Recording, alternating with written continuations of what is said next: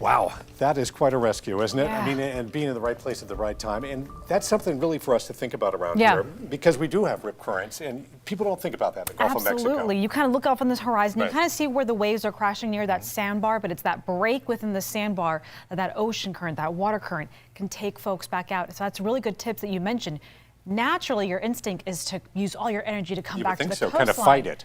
That can unfortunately exhaust you much quicker. So going parallel and waiting until you get out of that rip current can actually get you to the shoreline safer and much quicker. Believe it or not, we looked at the statistics at this. Rip currents can actually claim more lives here in the state of Florida than hurricanes, floods, tornadoes, and yes, even lightning all combined. This is something that we can get very, very comfortable with, especially when we're outdoors enjoying the beaches. So this is why even the most experienced swimmers have to be very, very mindful whenever we talk about marine hazards going across the bay, especially when we have those high rip current risk days. Thankfully, today was not one of them, and I think tomorrow we'll be staying clear from that as well. Just be very mindful. Again, whenever we have that onshore flow and we get that breezy wind kicking up, today came in out of the southwest, gusting almost up to 20 miles per hour onshore at times.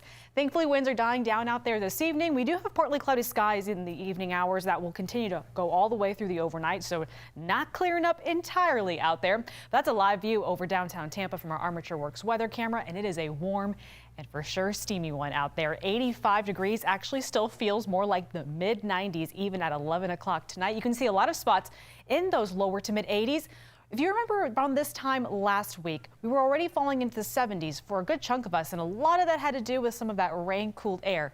We didn't have as much of that out there this evening, so not only will that keep our air very mild, but partly cloudy skies will actually make it struggle for us to cool down as quickly. So no rain-cooled air, no really cool weather to look forward to overnight through tomorrow morning. That means a lot of 80s waking up tomorrow morning before we make our way into those lower to mid 90s by tomorrow afternoon. You'll also notice that we'll start to see an increasing chance of some showers and storms throughout the day, but I will tell you, I think coverage may be just as similar as it was today. Not entirely impressive, but boaters, we are going to keep that wind out of the southwest tomorrow. Seas right around 2 feet, a moderate chop out on the bay.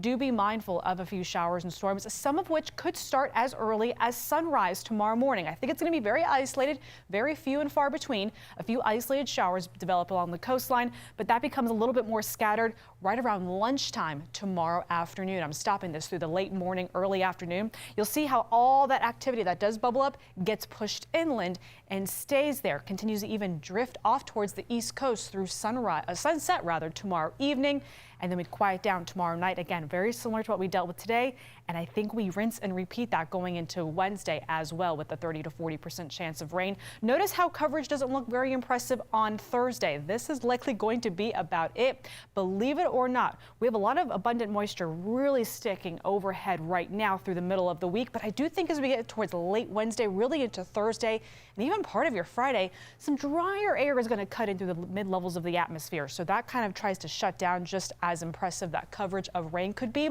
It kind of also shuts down just how much moisture is overhead before abundant moisture tries to scoop back in by the end of the week and into our upcoming weekend. So you'll see rain chances over the next couple of days do kind of yo-yo from a 30 to 50% chance, but not overall a washout each and every day. If anything, it's going to be very, very warm. Temperatures will run above normal easily into the weekend ahead.